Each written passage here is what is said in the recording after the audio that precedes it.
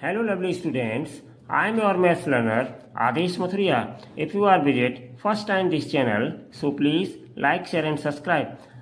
आज बच्चों हम आपके लिए क्वेश्चन नंबर 3 इस एक्सरसाइज 5.1 का लेकर के फिर उपस्थित हुए आपके साथ। तो देखिए बच्चों, question number 3 for the following APS means arithmetic progressions right the first term and the common difference. तो here in this question 4 parts, first, second, third and fourth। तो चलिए बच्चों स्टार्ट करते हैं इसका फर्स्ट पार्ट। फर्स्ट पार्ट है बच्चों, हमने यहाँ पे लिख लिया है द गिवन एपी इज 3 1 -1 -3। ये एपी आपकी है, दी गई है। तो इसमें बच्चों दो चीजें पूछी हैं इस एपी में। पहली चीज क्या पूछी है? First term.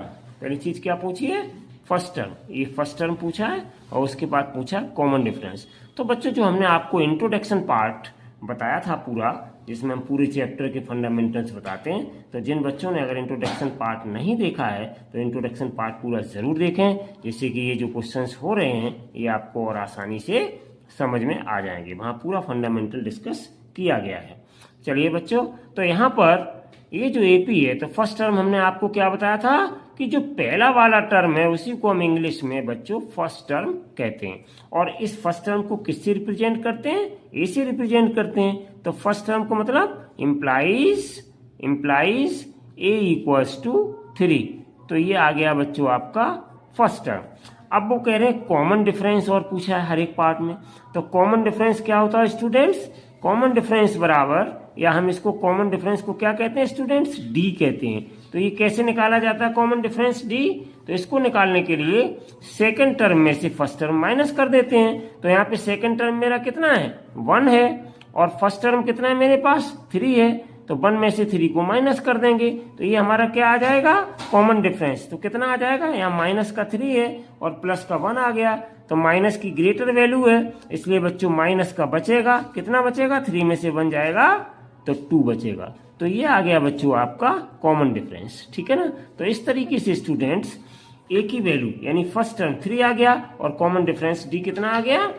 -2। चलिए अब चलते हैं हम स्टूडेंट्स इसके सेकंड पार्ट पर। तो देखिए सेकंड पार्ट मेरे पास क्या है? The given AP is -5 -1 3 7। ठीक है स्टूडेंट्स? तो इसका भी बहुत आसान है। तो फर्स्ट टर्म कितना हो जाएगा? तो हियर फर्स्ट टर्म इम्प्लाइज, मतलब ए से रिप्रेजेंट करते हैं। तो ये पहला टर्म कितना है? -5। तो यही आपका आंसर आ गया स्टूडेंट्स। एंड कॉमन डिफरेंस निकालेंगे तो कॉमन डिफरेंस क्या हो जाएगा? कॉमन डिफरेंस इसको हम रिप्रेजेंट करते हैं इम्प्लाइज डी से। तो डी क्या हो जाएगा? सेकंड टर्म कितना मेरे पास? ये पहला, ये दूसरा, ये तीसरा, ये चौथा। तो सेकंड टर्म कितना मेरे पास? माइनस का 1 है। और इसमें से कौन सा माइनस करेंगे स्टूडेंट्स? First term. तो फर्स्ट टर्म कितना है? माइनस का 5 है। तो इसलिए हम यहाँ पर -5, ठीक है, सब्ट्रैक्ट कर देंगे। कितना रह गया? माइनस का 1 बचा स्टूडेंट्स, और माइनस ये प्लस हो गया। तो 5 प्लस का आ गया। ठीक है ना स्टूडेंट्स? तो यहाँ पे कितना आ गया? प्लस का 5 है, माइनस का 1 है। इसका मतलब ग्रेटर वैल्यू किसकी है? यहाँ प्लस की है। तो प्लस का बचेगा कितना? 5 में से बन जाएगा 4। तो ये आ गया स्टूडेंट्स आपका आंसर। ठीक है ना? चलिए अब हम चलते हैं बच्चों इसके थर्ड पार्ट पर। तो देखिए थर्ड पार्ट ये रहा आपका। क्या है थर्ड पार्ट हमारे पास? The given AP is 1/3 5/3 9/3 13/3। तो हियर फर्स्ट टर्म, तो फर्स्ट टर्म कितना हो जाएगा? First term implies A. तो ए की वैल्यू कितनी आ जाएगी? 1/3 आ जाएगी। ठीक है ना स्टूडेंट्स?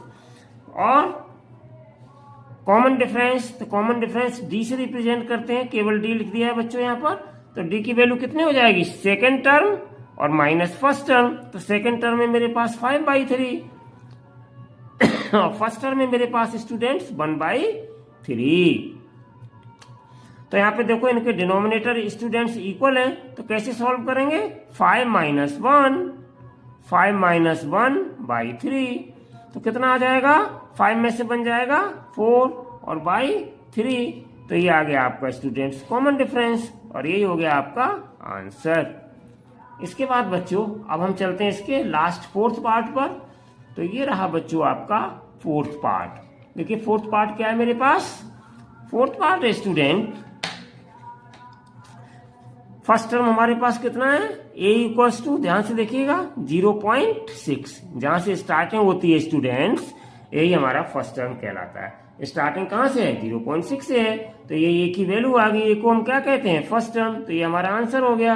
एंड d निकालेंगे कॉमन डिफरेंस, तो एंड d इक्वल्स टू कितना हो जाएगा, second term minus first term, तो यहाँ पे सेकंड टर्म कितना है 1.7 और माइनस फर्स्ट टर्म कितना है 0.6। अलग सब्ट्रैक्ट कर लो बच्चों, गलत ना हो जाए, डेसिमल नंबर है तो 0.6 को माइनस कर दो इसमें से, तो यहाँ पे 7 में से 6 गया, 1 बचा, डेसिमल डेसिमल आ गया और 1 माइनस 0 1 आ गया, तो कितना आ गया स्टूडेंट्स मेरे पास, तो मेरे पास आ गया इम्प्लाइज d इक्वल्स टू 1.1। तो ये आ गया आपका फर्स्ट टर्म और कॉमन डिफरेंस स्टूडेंट्स, ठीक है ना। तो इस तरीके से इस क्वेश्चन नंबर 3 को आज स्टूडेंट्स हमने कंप्लीट किया। अब इसके बाद जो आपका नेक्स्ट क्वेश्चन नंबर 4 है, जिसमें बहुत सारे पार्ट्स हैं, तो हम उनको नेक्स्ट वीडियो में लेकर फिर आपके साथ उपस्थित होंगे। Till then take care and bye bye.